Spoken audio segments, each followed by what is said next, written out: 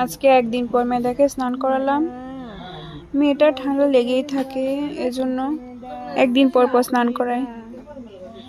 দেখলাম যে একদিন পর পর স্নান করালে ওর ঠান্ডা একটু কম লাগে। এখানে আমি স্নান করানোর সময় একটা জিনিস সবসময় খেয়াল রাখি। আগে স্নান করানোর সময় সবার আগে আমি পা মোছাই, পায়ের তালু, তারপর হাতের তালু, তারপর সারা শরীর মোছাই, তারপর মোছাই মুখ, তারপর মাথা।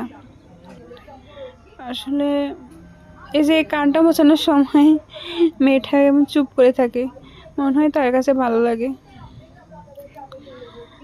বাচ্চাদের স্নান করানোর সময় এইভাবে স্নান করালে একটা সাজেশনে দেখলাম যে বাচ্চার ঠান্ডা কম লাগে। এই যে আমার মেয়েটা কি সুন্দর হাসি করছে। বাচ্চাকে স্নান করানোর সময় খুব আস্তে আস্তে সময় নিয়ে স্নান করাতে হয়। আমি সময় নিয়ে স্নান করাই। আমার মনে হয় যে তাড়াহুড়া করলে গায়ে জল থেকে যায়, পরে ঠান্ডা লেগে যায়। আস্তে আস্তে স্নান করালে কিছুটা মোছাই, তারপর কিছুটা ভেজা কাপড় দিয়ে মোছানোর পর শুকনো কাপড় দিয়ে আবার মুছিয়ে শুকনো করে দিই, তাহলে ঠান্ডাটা কম লাগে।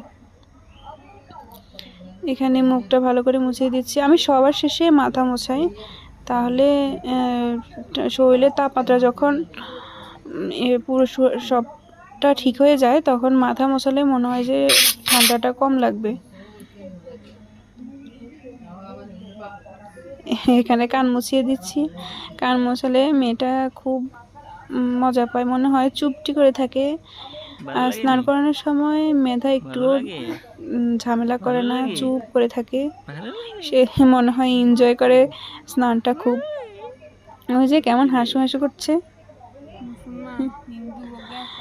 এরপর ভালো করে মুছিয়ে তারপর জামাটা পরিয়ে দিব। এখন এই যে আমাদের শেষ, যে যেদিকে তাকায়, যে যেদিকে কথা বলে সে ওই দিকে তাকায় আর হাসে। সবার মুখের দিকে তাকায়, মনোযোগ দিয়ে দেখে কে কি বলে। এখন জামাটা পরিয়ে দিচ্ছি আর ওর সাথে হাজারটা কথা বলছি। এই যে আমি মেধা ছোট্টবেলা থেকে, আরও ছোট থেকে আমি এই পাউডারটা ব্যবহার করি মেধার জন্য। আর স্নান করার সময় স্নানের জলে আমি আরও একটা বডি ওয়াশ ব্যবহার করি। পরে কোনো একটা ভিডিওতে ওই বডি ওয়াশের ছবিটা দিয়ে দিব।